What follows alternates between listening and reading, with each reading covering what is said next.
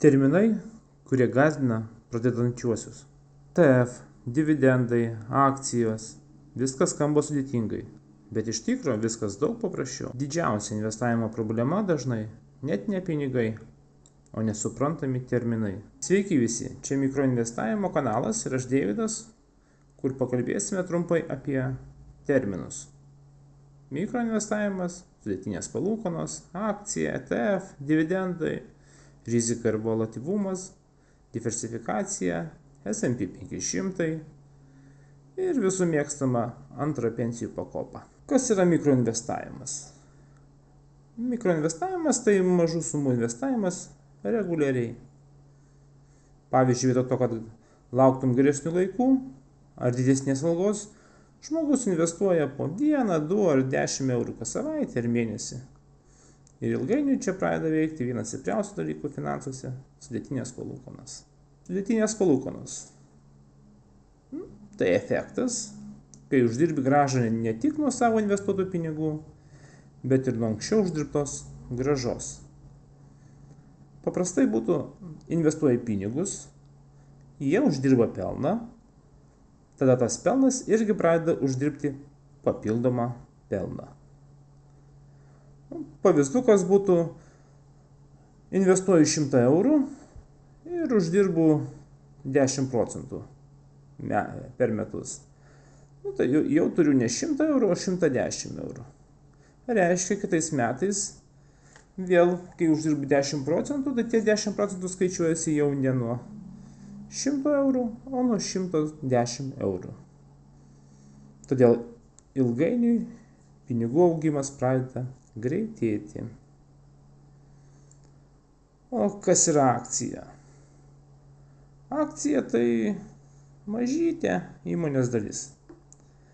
Kai nusiperki akciją, techniškai tampi mažyčiu tos įmonės savininku. Pavyzdžiui, jei nusiperki Apple ar Nvidia akcijų, tu turi mažą dalį tos kompanijos. Ir jei įmonei sekasi gerai, dažniausiai ilgainiui kyla ir akcijos vertė. Kas yra ETF? ETF tai paprasčiausiai investicinis fondas. Arba galima įsivaizduoti kaip krepšelį akcijų.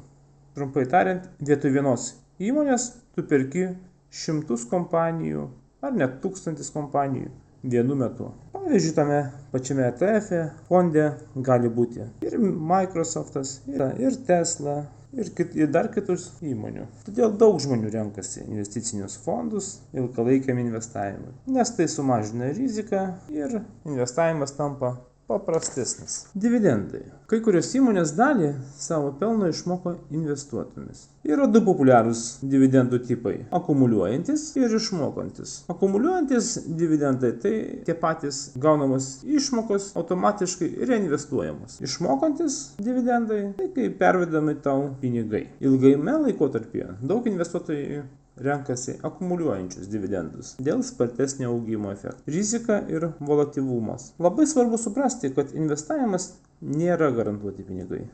Ta rinka kyla ir krenta. Kartais per savaitę gali matyti minus 10 procentų, o kartais plus 20 procentų. Tai vadinama volatilumu. Ir čia dažniausiai laimi ne tie, kurie bando atspėti rinką, o tie, kurie investuoja reguliariai ir ilgam laikui. Diversifikacija. Kas yra diversifikacija?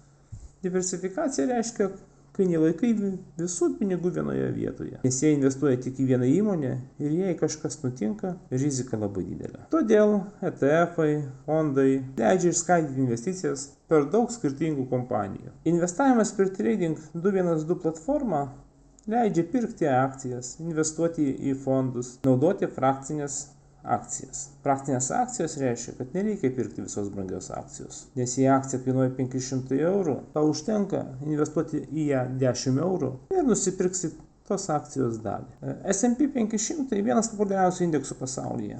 Jame yra 500 didžiausių JAV kompanijų. Istoriškai ilgame laikotarpyje šis indeksas augo, todėl daug investuotojų renkasi kaip bazinę ilgalaikę investiciją. Antroji pensijų pakopa man asmeniškai nėra greitų pinigų tema.